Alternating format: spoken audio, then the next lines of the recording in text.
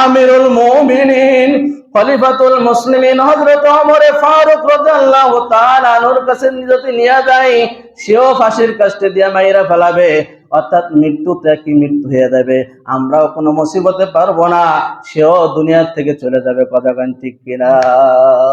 যুবককে নিয়ে চলছে, চলো আমিরুল মুমিনের কাছে যাই। খলিফাতুল মুসলিমিন হযরত ওমর ইবনুল খাত্তাব রাদিয়াল্লাহু তাআলা আনহুকে বলতেছে, আমিরুল মুমিনিন, এই যে বাপকে হত্যা করা হয়েছে তার দুই সন্তান, তারাও কান্দে। কয় কেন কান্না করো, কারণটা কি? কয় আমিরুল মুমিনকে জিজ্ঞাসা করছে, আমিরুল মুমিনিন কেন কান্না করেন? কয় রোম পারস্য যুদ্ধ চলতেছে, আমি জানি এই যুবকের যে কত প্রয়োজন আর কত দাম চা, শুধু আমি জানি আর কেউ জানে না, কিন্তু আমি যুবককে তো বাঁচাইতে পারবো না, এখনই তাকে ফাঁসির কাস্টে ঝুলাই দেওয়া লাগবে। কত দাম আর কত মূল্য তা আমার আল্লাহ জানে আর আমি জানি। এই যুবকের কত দাম, গোনা করবে আর বলবে যে আমি গোনা করছি, আমার বিচার করো, পরিষ্কার হয়ে কবরে যাইতে চাই। আলহামদুলিল্লাহ ওয়াহদা ওয়াসসালাতু ওয়াসসালামু আলা মান লা নাবিয়্যা বাদা। আম্মা বা'দু ফাআউযু বিল্লাহি মিনাশ শাইতানির রাজীম। বিসমিল্লাহির রাহমানির রাহিম। ওয়া মান ইয়াত্তাকিল্লাহু ইয়াজআল লাহু মাখরাজা ويرزق من حيث لا يحتسب وقال النبي صلى الله عليه وسلم بلغوا عني ولو آية اللهم صل على سيدنا ونبينا وشفيعنا وحبيبنا ومولانا محمد صلى الله عليه وعلى آله وأصحابه وبارك وسلم। আলহামদুলিল্লাহ, আল্লাহ তাবারক ওয়া তাআলার দরবারে লাখো কোটি শুকর ও সুজুদ যে রব্বে করিম আপনাকে আমাকে দুনিয়ার সমস্ত ঝামেলা থেকে ফারিগ করে জুমার নামাজ আদায় করার উদ্দেশ্যে মালিকের ঘরে আসার মতো বসার মতো তৌফিক দান করছে। সে রবের দরবারে অন্তরের স্থল থেকে কালিমাতুশ শুকর আদায় করি বলে আলহামদুলিল্লাহ। আমি পবিত্র কালামুল্লাহ শরীফ থেকে সূরাতুত তালাকের 2য় আয়াতের অংশ তেলাওয়াত করছি। আয়াতকে সামনে রেখা নিজের ফায়দার জন্য, জাতির ফায়দার জন্য কিছু কথা বলতে থাকা, শুনতে থাকা। আল্লাহ তাআলা যেন সকল ভাইদেরকে কথার উপর আমল করার তৌফিক দান করে বলেন আমিন। সর্ব অবস্থায় আল্লাহ তাআলাকে ভয় করতে হবে। যে হালাতে আমি আছি না কেন, মালিকের ভয় প্রত্যেকের অন্তরে সবসময় বিরাজমান থাকা চাই। যে ব্যক্তি আল্লাহ তাআলাকে ভয় করবে, আল্লাহ তাআলা বলেন তার এমন জায়গা থেকে তার রিজিকের ব্যবস্থা করব যা সে নিজেও কল্পনা করতে পারবে। হযরত আউফ ইবনে মালিক রাদিয়াল্লাহু তাআলা আনহু যখন মক্কায় ছিলেন, খুব সাহসী একজন সাহাবী ছিলেন, ধন সম্পদ টাকা পয়সা কোনো কিছুর অভাব ছিল না, খুব দাঙ্গাহাঙ্গা একজন লোক ছিলেন। যখন নাকি ইসলাম ধর্ম গ্রহণ করলেন, ইসলাম ধর্ম গ্রহণ করার কারণে আল্লাহ তাআলা কাফেরদের মাধ্যমে তাহার সমস্ত মাল, সমস্ত সম্মান সবকিছু ছিনিয়ে নিয়ে গেছে। আউফ ইবনে মালিক রাদিয়াল্লাহু তাআলা আনহু বলেন, আমি সব কিছু ছাড়তে পারবো কিন্তু আমি ঈমান ছাড়তে পারবো না। একটা মানুষের, মুমিনের সবচেয়ে দামি সম্পদ হলো ঈমান। যার ঈমান নাই ওই ব্যক্তির কিছুই নাই। ঈমানের কারণে মানুষ জান্নাতে যাবে, আর ঈমান না থাকার কারণে মানুষ জাহান্নামে যাবে। এটাই বাস্তব। আউফ ইবনে মালিক রাদিয়াল্লাহু তাআলা আনহু চিন্তা করলেন মক্কা থেকে এবার মদিনায় হিজরত করার দরকার। তাহলে আমার সংবাদটা রাসূলের কাছে যে আমি পৌঁছে দিই। সন্তানাদি নিয়ে আউফ ইবনে মালিক রাদিয়াল্লাহু তাআলা আনহু মদিনার উদ্দেশ্যে রওনা হয়েছে। যে বলতেছে, ইয়া রাসূলুল্লাহ, ইয়া হাবিবাল্লাহ, মক্কায় আমার অনেক সম্মান ছিল, অনেক টাকা পয়সার মালিক ছিলাম, শুধুমাত্র ইসলাম ধর্ম গ্রহণ করার কারণে সব কিছু আমার ত্যাগ করা লাগছে। ইয়া রাসূলুল্লাহ, ইয়া হাবিবাল্লাহ, আমার অবস্থা এখন। আউফ ইবনে মালিক রাদিয়াল্লাহু তাআলা এই কথা শুনে আল্লাহ রাসূল বলতেছে, আল্লাহ রাসূল একটু আফসোস করতেছে যে তুমি ইসলাম গ্রহণ করার কারণে তোমার সব কিছু ছিনাই নিয়ে গেছে কাফেররা। তাই ইয়া রাসূলুল্লাহ, ইয়া হাবিবাল্লাহ, আমার এখন ভয় হইতেছে যে আমার সন্তান সালেমকেও কেন না তারা ছিনাই নিয়ে যায়। এই জন্য আপনার কাছে আশ্রয় চাই, আপনি দোয়া করেন আমার সন্তানের জন্য। হঠাৎ একদিন সংবাদ পায় যে সালেম রাদিয়াল্লাহু তাআলা আনহুকে বাজারে পাঠাইছে। কোথায় পাঠাইছে? বাজারে পাঠাইছে। অপহরণরা কাফেররা আইসা সালেমকে মুখ বন্ধ কইরা হাত পা বাঁধে নিয়ে গেছে। এটা কাফেররা দেখছে। এই সংবাদ আউফ ইবনে মালিকের কানে পৌঁছে দিয়েছে। তো আউফ ইবনে মালিক রাদিয়াল্লাহু তাআলা আনহুর কাছে যখন এই সংবাদ আসছে, এক তো সবকিছু ত্যাগ করলো, বাড়ি ছাড়লো, ঘর ছাড়লো, জায়গা সম্পত্তি যা ছিল সব শেষ। এখন তার একটা সন্তান, তাও তারা নিয়ে গেছে। এখন বলেন তো কত কষ্ট লাগে? কষ্ট লাগে কি লাগে না? তো রসুলের কাছে যে বলতেছে, ইয়া রাসূলুল্লাহ, ইয়া হাবিবাল্লাহ, আল্লাহর কাছে একটু দোয়া করেন যাতে আমার সালেম আমার কাছে ফিরে আসে, আমি আর কিচ্ছু চাই না। আল্লাহ রাসূল সাল্লাল্লাহু আলাইহি ওয়াসাল্লাম বলতেছে, আয়ো মালিক, যাও তুমি এই দোয়াটা পড়তে থাকো, এই তাওবাটা পড়তে থাকো, আস্তাগফিরুল্লাহ ওয়া আতুবু ইলাইক, আস্তাগফিরুল্লাহ ওয়া আতুবু ইলাইক। আল্লাহর উপর ভরসা করো আর ইস্তেগফার তুমি করতে থাকো। বলেন সুবহানাল্লাহ। আমরা তো শুধু মনে করি যে ইস্তেগফার শুধু গুনাহ করলে মানুষ করে, কয় না, গুনাহ করলে মানুষ করে না, সব সময় ইস্তেগফার করার দরকার। কথা কান ঠিক কিনা? মাঠে ফসল হয় না, এই সময় ইস্তেগফার, পুকুরে পানি আসে না, এই সময় ইস্তেগফারের দরকার। সব সময় 24টা ঘন্টা ইস্তেগফারের ফজিলত আছে। কথা বলেন ঠিক কিনা? তো আউফ ইবনে মালিক রাদিয়াল্লাহু তাআলা আনহু এই ইস্তেগফার করতেছে আর নামাজ পড়তেছে, বেশি বেশি নফল নামাজ পড়তেছে। বিবিকেও বলতেছে নামাজ পড়তে থাকো। তো বিবিও নামাজ পড়ে আর স্বামীও নামাজ পড়ে আর শুধু দোয়া করে সন্তানের জন্য, আল্লাহ তুমি সালিমকে সহি সালামতে আমাদের কাছে ফিরিয়ে দাও, এই দোয়া করে। আল্লাহ রাসূলের কাছে আবার গেছে, ইয়া রাসূলুল্লাহ, ইয়া হাবিবাল্লাহ, সন্তান তো এখন আসলো না, আবার দোয়া করতে থাকো আর ইস্তেগফার করতে থাকো, রোজা রাখা শুরু করো। কি করো? রোজা রাখছে, একটা রাখছে, আসে না, দ্বিতীয়টা রাখছে, আর একটা আসে না, তিনটা রাখছে, এরপর সন্তান আসে না। আল্লাহ রাসূলের কাছে আসছে, ইয়া রাসূলুল্লাহ, ইয়া হাবিবাল্লাহ, এবার একটু আপনি মোনাজাত করেন যাতে সালেম আমার ঘরে ফিরে আসে। বলেন সুবহানাল্লাহ। আপনারা কি বলেন, রসুল যদি আল্লাহর কাছে দোয়া করে সন্তান ফিরে আসবে না আসবে না? অবশ্যই ফিরে আসবে। কথা বলেন ঠিক কিনা? আউফ ইবনে মালিক রাদিয়াল্লাহু তাআলা আনহু তার স্ত্রী এবং রসুল তিনজনে হাত উঠাইছে। কার কাছে? আল্লাহর কাছে হাত উঠাইয়া দোয়া করতেছে। আর রসুল কাঁদতেছে, সালেম তার মাও কাঁদতেছে, তার বাবাও কাঁদতেছে। সন্তান যার হারায় সেই তো ব্যথা পায়। তো এরকম ভাবে কাঁদতেছে আর রসুল দোয়া করতেছে, বলতেছে তোমরা আমিন বলো। আমিন শব্দের অর্থ আল্লাহ তুমি কবুল করো। আমিন শব্দের অর্থ কি? আল্লাহ তুমি কবুল করো। এই জন্য যখন দোয়া করে, যে কেউ দোয়া করুক, ওই সময় আমিন বলবেন।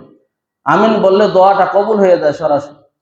তো আমিন বলতেছে সালেম, বলতেছে আমিন, তার মাও বলতেছে আমিন। তো ইতিমধ্যে রসুল মোনাজাত শেষ করছে। কি করছে? মোনাজাত শেষ করছে। তো সালেমের আম্মা বলতেছে, ইয়া রাসূলুল্লাহ, ইয়া হাবিবাল্লাহ, আপনি কি মোনাজাতের কাজটা শেষ করলেন? আমার কাছে তো জিবরিল আইসা বলতেছে, এই গভীর রজনীতে আজকা শিশির ভেজা এই অবস্থায় তোমার সন্তান তোমার ঘরে ফিরে আসবে। বলেন সুবহানাল্লাহ।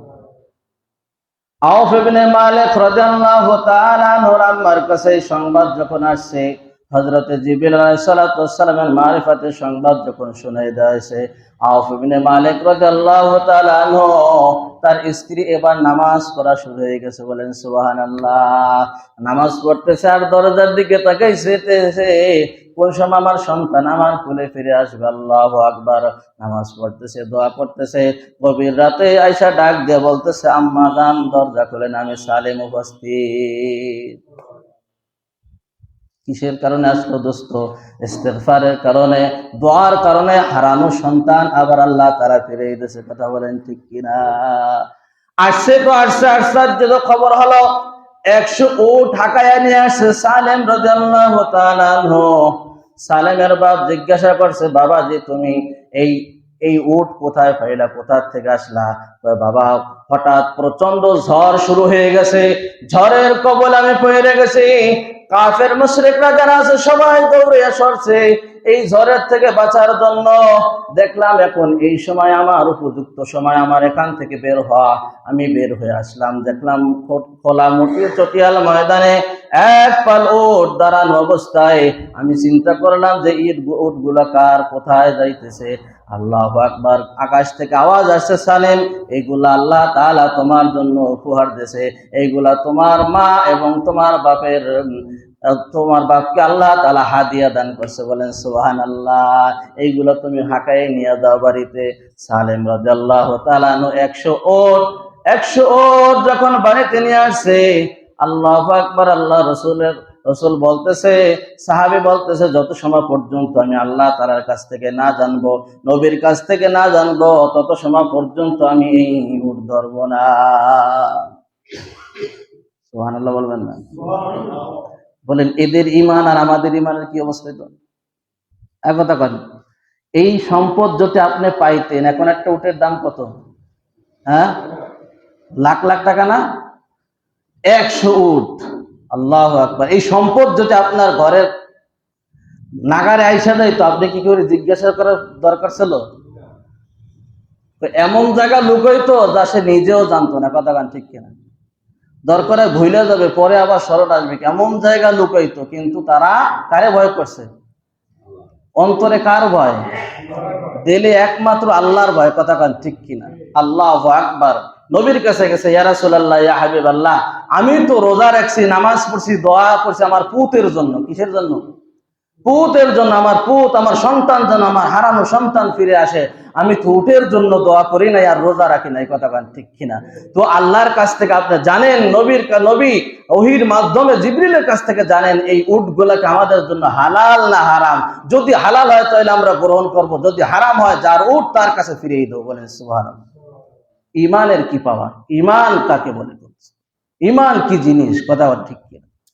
আল্লাহু আকবার। রসুল আল্লাহ তাআলাকে বলতেছে, আল্লাহ যদি এই উট সালিমের জন্য হালাল হয়, জিবরিলের মারেফাতে আমার কানে সংবাদ দিয়া যান, তাহলে সালিমের বাপ এই উট গ্রহণ করবে, নচেত উট তার ফিরে দিয়ে আসবে।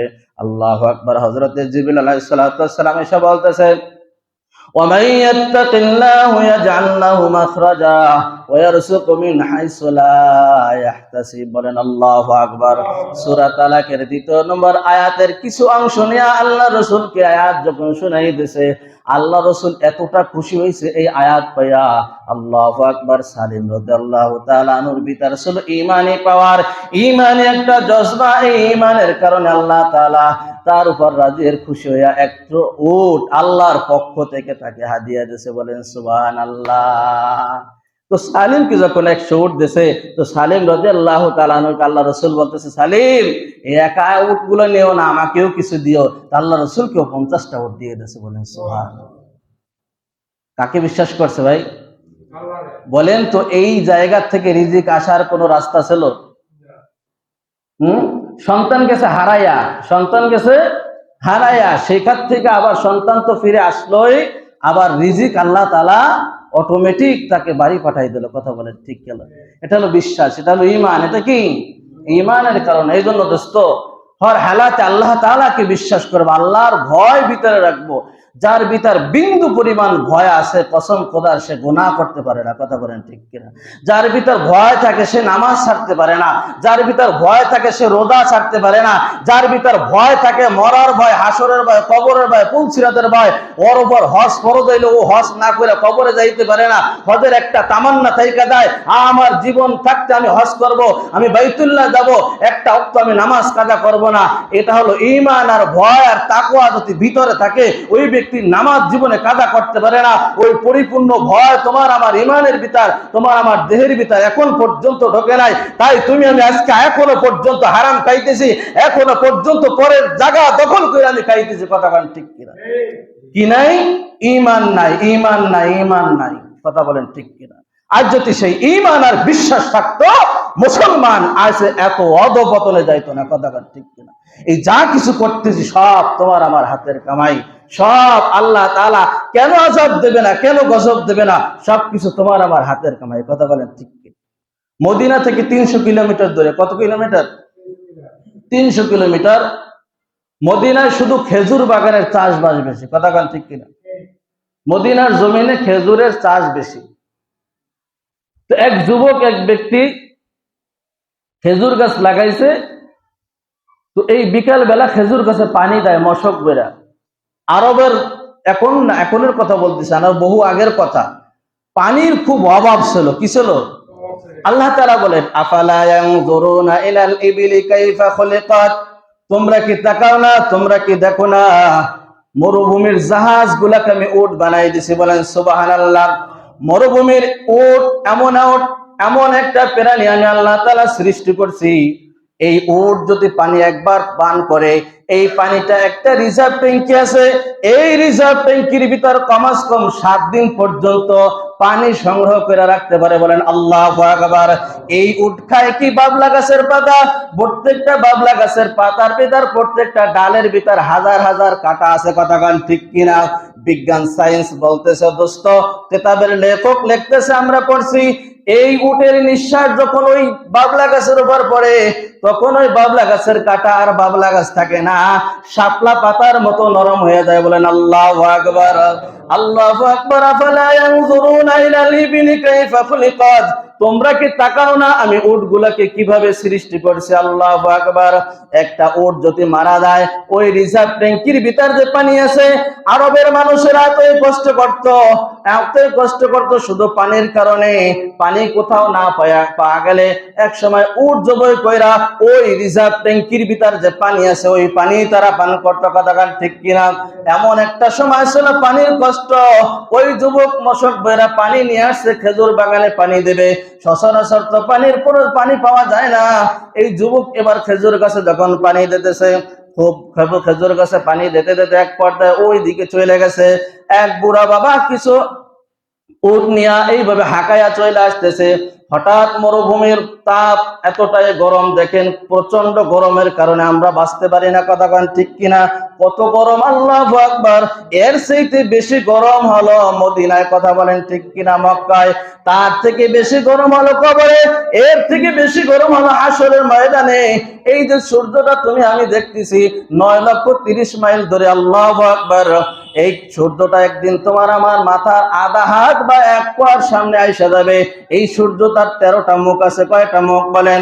13টা মুখ থেকে এরকম ভাবে তাপ ছাড়ে, এটা আসমানের দিকে যায়। আল্লাহু আকবার। একটা মুখও কিন্তু নিচের দিক ফিরানো না। হাসরের ময়দানে সমস্ত মুখ গুলাকে আল্লাহ তাআলা বলবেন, হে সূর্য, বনি আদমকে এবার আযাব দেওয়া শুরু করো। আল্লাহু আকবার। 13টা মুখ দিয়া যখন আযাব দেবে, প্রত্যেকটা দিন 70,000 ফেরেশতা এই সূর্যের মুখে পানি ঢালতেছে। কসম খোদার, ওই দিন একটা ফেরেশতাও মনের ভেলেও এই জায়গা পানি ঢালবে না। কথা কান ঠিক কিনা? হাসরের ময়দান তামার জমিন, পায়ের নিচে থাকবে তামা, উপরে থাকবে সূর্য, আধা হাত বা 1 বিঘা মাথার উপর এই সূর্যটা এই বেলে তাপ দেবে।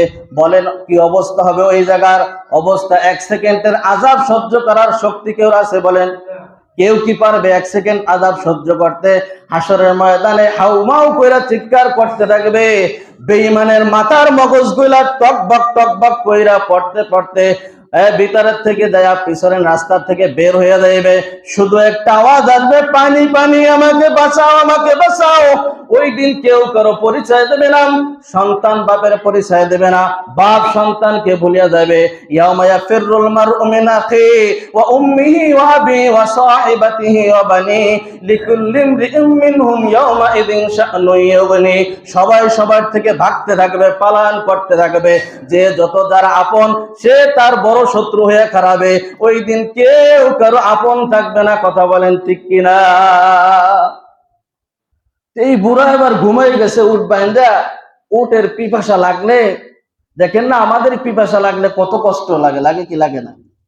আজকে ছোট একটা বাচ্চা, হয়তো বা 4 থেকে 5 বছরই হবে, মেয়ে বাচ্চা, গাড়িতে আসছে, হঠাৎ গাড়ি ছেড়ে দিয়েছে। তবে বাচ্চার আম্মুর পানি আছে, কিন্তু সে ব্যাগ রয়েছে উপরে পড়ে গেছে। আর বাচ্চাটা চিল্লাইতেছে আর কাঁদতেছে, গাড়ি তো সাইরেই দিতেছে।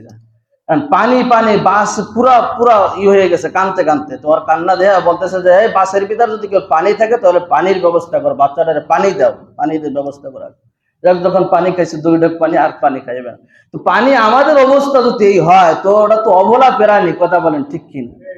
তো পানির পিপাসা লাগছে, রশি সিরা যায় ওই যুবকের, সে মশকের সব পানি খাইয়ে ফেলেছে। যুবক যখন দেখে যে এই অবস্থা, পানি খাইছে, ও একটা পাথর নিয়ে ওই উটের মাথার উপর মারছে। ও তো আর জানে না যে এই পাথর ওই জায়গা মারলেই পাথর মানে উট মারা যাবে। এই নিয়তেও মানে নাই যে আমি ওরে মাইরা ফেলাবো। অনেক সময় একটা বসি দেয়, দেয় কি দেয় না? অনেক সময় ওই বসিতেও মানুষ মারাও দেয়, যায় কি যায় না? আর ফেরাউনের বাবর ছিঁড়ে একটা থাপ্পড় দিছিল, কথাখান ঠিক কিনা? এক থাপ্পড়ে কিন্তু জায়গায় শেষ। ও তো আর জানে না যে আমার থাপ্পড়ে মারা যাবে, তাহলে অত বড় জোরে থাপ্পড় দিত না। তো উট মারা গেছে। এবার যুবক চিন্তা করতেছে আমি কামটা করলাম কি? দিলে কার ভয়? হ্যাঁ জোরে বলেন, কার ভয়? দিলে আছে আল্লাহর ভয়। চিন্তা করলো মরুভূমিতে সব ফাঁকা, যে উটের মালিক সে ঘুমাই রয়েছে, আমি যদি এখন সোজা চলে যাই কেউ আমাকে বাধাও দেবে না, নিষেধ করবে না। কথা বলেন ঠিক কিনা? আমার পলাই যাওয়া এখন সুবিধা না অসুবিধা? ভারী সুবিধা, জন্মের সুবিধা। চুরি হওয়ার খুব একটা রাস্তা, কথা কান ঠিক কিনা? যুবক চিন্তা করলো আমাকে এই মরুভূমির থেকে আমি পালাই গেলে কেউ দেখবে না, কিন্তু আমার মালিক আমার দিকে তাকায় রয়েছে, কথা কান ঠিক কিনা? মালিক আমাকে ছাড়বে না। এই যে দুনিয়ায় বিচার না হইলে পরকালে আমাকে মুক্তি দেবে না, পরকালে অবশ্যই অবশ্যই আমার বিচার হবে, কথা কান ঠিক কিনা? তুমি উঠ কেন মারলা এর অপরাধে? চিন্তা করলাম যাই হোক এখানে আমি দাঁড়াই যাই। উটের মালিক যখন জাগবে মুরব্বী, তখন আমি তার কাছ থেকে হিসাব নিকাশ কইরা বিচার আচার যা হয় কইরা এরপরে আমি বাড়ি যাব। তো এই কথা যুবকরা যখন বলছে চাচা এই উট কার? বলছে আমার উট। এই কথা বলার পরে যুবক আবার গলায় হাত দিয়েছে মুরব্বী, তোমার উট তুমি দেখিয়ে রাখো না, বাইন্দা রাখো না ভালো ভাই, আমার মশকের পানি সব খেয়ে বেলাইছে, আমি এখন খেজুর গাছে পানি দেবো কিভাবে? তো এই বুড়ো হয়ে চাপ দিয়েছে, ওই একে চাপে শেষ। কি হয়ে গেছে? এখন বলেন ভেজাল বাড়ে না কমে? আরো ভেজাল বাড়ছে। এখন চিন্তা করে এখন আমি কি করব? এখনো যদি পালাই যায় তাও তো আমাকে আল্লাহ দেখবে, দেখবে কি দেখবে না? অর্থাৎ এই মুরাব্বির যখন গার্জিয়ান যা অভিভাবক যারা আছে, যারা ছেলে সন্তান তারা আসুক, এরা একটা বিচার করুক, তারপরে আমি ফয়সালা করে আমি কবরে যাইতে চাই। বলেন সুবহানাল্লাহ। কত সুন্দর যুবকের দিল, কথা কান ঠিক।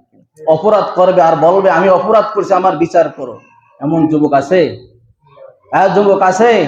আমি অপরাধ করছি আমার বিচার করো, আমি পরিষ্কার হইয়া কবরে যাইতে চাই, আমি পরিষ্কার হইয়া যাইতে চাই, কবরে যেন কোনো ভেজাল টেজাল না হয়, কথা কার্তিক।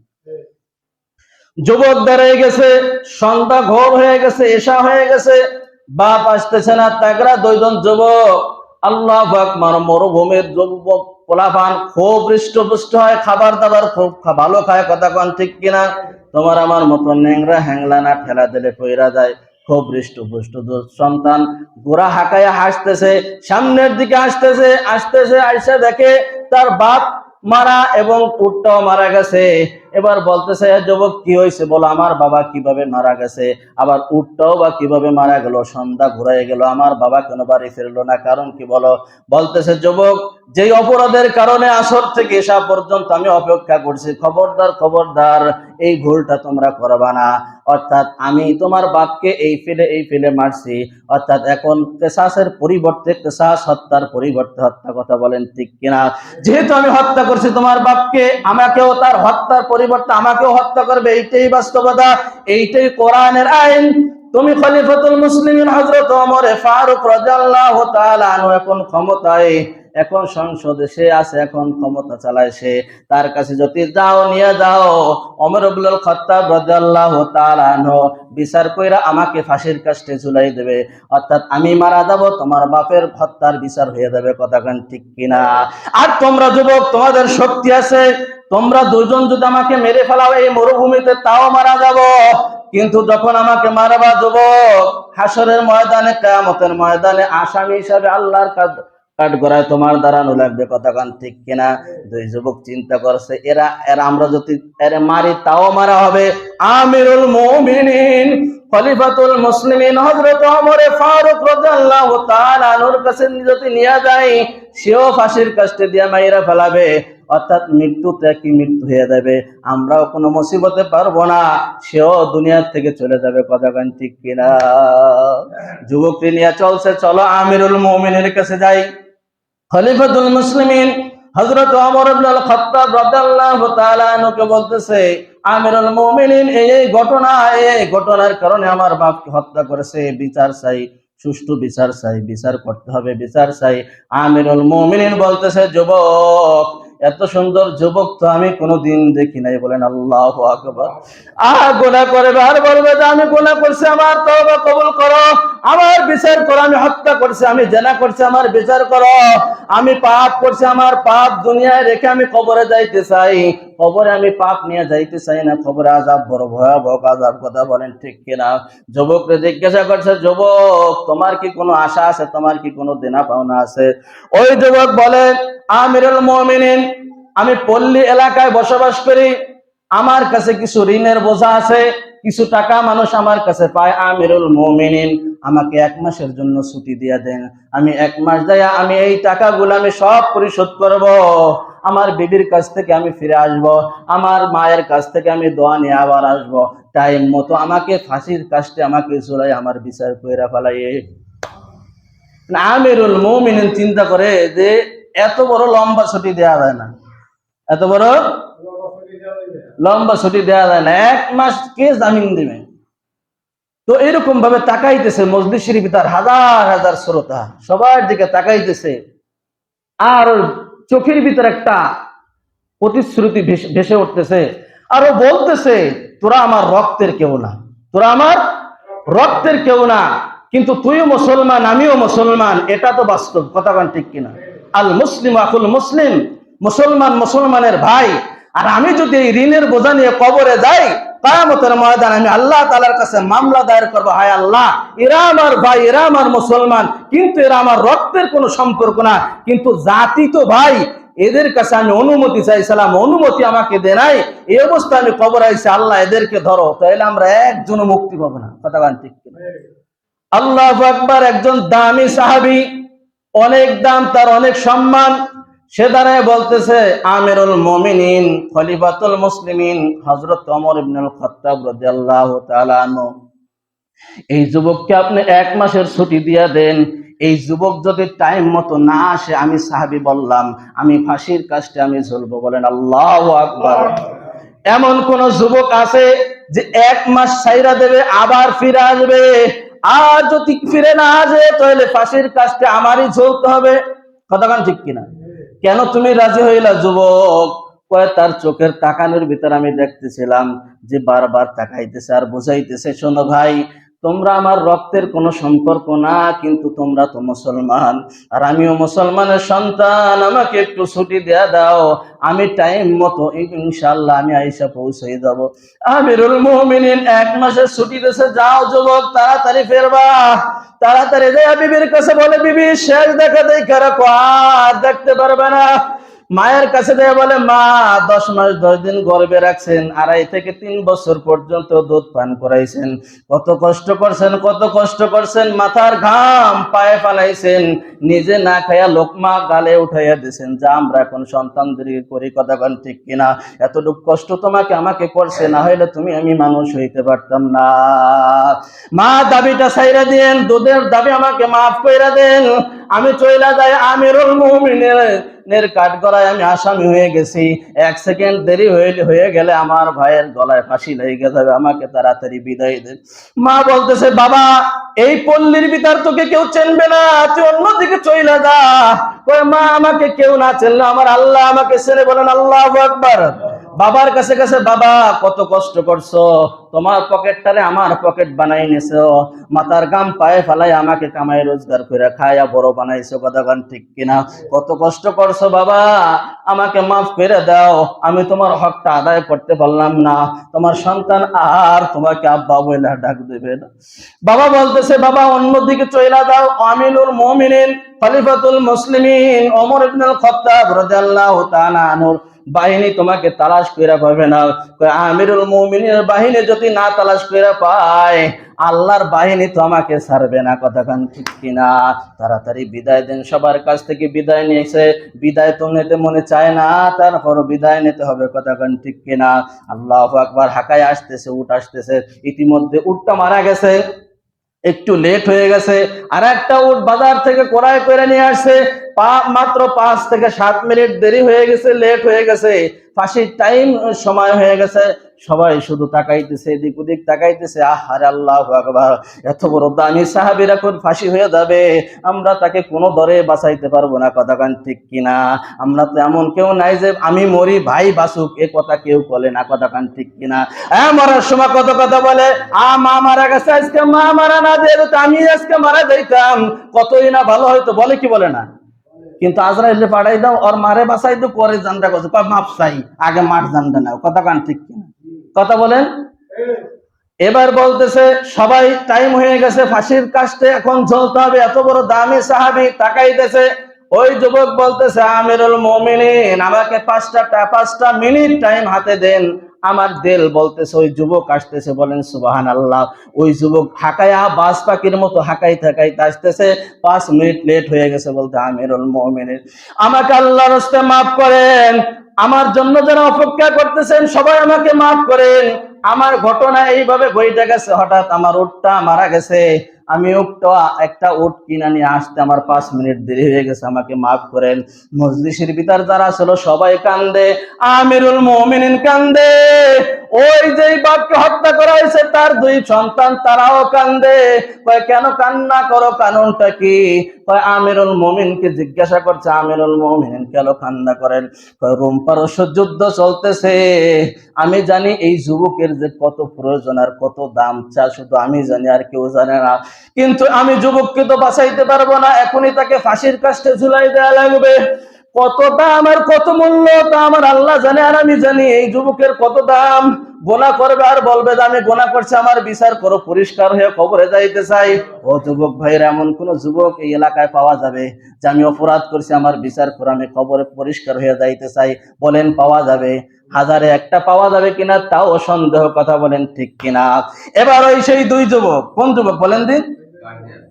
যার অভিভাবক, যার বাবা মারা গেছে, তার সন্তানরা বলতেছে, আমিরুল মুমিনিন, এই মজলিসকে সাক্ষী রেখে বললাম, আজকের থেকে আমরা 2 ভাই না, আজকের থেকে আমরা 3 ভাই। বলেন আল্লাহু আকবার। আমার বাপের যত সম্পত্তি আছে আর জায়গা আছে সব আমরা 3 ভাইতে সমানভাবে বন্টন করব। বলেন সুবহানাল্লাহ। এও যদি আমাদের রক্তের কোনো সম্পর্ক না, কিন্তু এটা আমার দ্বীনের সম্পর্ক। দ্বীনের খাতিরে, আল্লাহর জন্য, রাসূলের জন্য এই আমরা তাকে আপন ভাই হিসাবে গ্রহণ করলাম। বলেন সুবহানাল্লাহ। ওয়া মায়াত্তাকিল্লাহু ইয়াজআল লাহু মাখরাজা ওয়া ইয়ারযুকহু মিন হাইসু লা ইয়াহতাসিব। বলেন আল্লাহু আকবার। ভয় ছিল কার দিলে? ভয় ছিল কার? একমাত্র আল্লাহর। আল্লাহ তাআলা মৃত্যুর থেকেও, ফাঁসির থেকেও তাকে বাঁচাইয়া সম্পদের মালিক বানাই দিয়েছে। বলেন সুবহানাল্লাহ। আল্লাহকে ভয় করা যাবে তো ইনশাআল্লাহ? যতদিন বাঁচবো আল্লাহর ভয় নিয়ে বাঁচবো। কথা বলেন ঠিক কিনা? অন্তরে শুধু থাকবে কার ভয়? কোন মাখলুকাতের ভয় নাই, কোন পীর সাহেবের ভয় নাই, কোন এমপির ভয় নাই, কোন মন্ত্রীর ভয় না। ভয় থাকবে কার? একমাত্র আল্লাহর। আল্লাহর সাথে আমি, আল্লাহর সামনে আমার মাথা কদম নত হবে, আর কারো সামনে আমার মাথা নত হবে না। কথা বলেন ঠিক কিনা?